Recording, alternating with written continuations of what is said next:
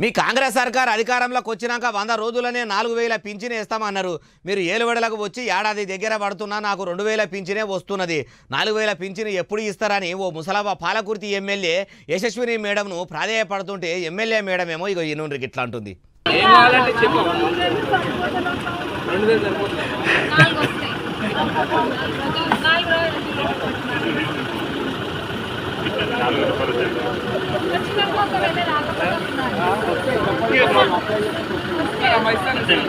వస్తాయి అనుకుంటా ఆడున్నోళ్ళు అందరూ ముసిముసిగా నవ్వుతుండ్రు కానీ ముసలవ్వ గోస మాత్రం ఎవ్వరు అర్థం చేసుకుంటలేనట్టు అనిపిస్తున్నది కదా.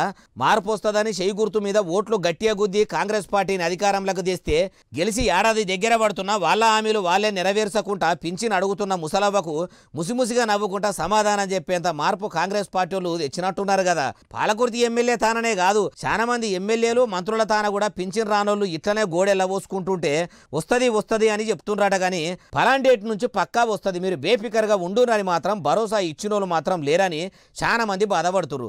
ఓ ముఖ్యమంత్రి రేవంత్ సారు చూస్తుండ్రు కదా, మీరు 4000 పింఛన్ ఇస్తామంటే ఆశపడి ఓట్లేస్తే మీరయ్యని పెన్షన్ పుణ్యాన ఇట్లా ముసలి ముడుగోళ్ళు గోసలు చెప్పుకునే కాడికి వచ్చే మార్పు మార్పు మార్పు అన్నారు. మామూలు మార్పు తీసుకురాలేదు కదా సారు మీరు అంటుర్రు ఈ ముచ్చటిన్నోళ్ళు.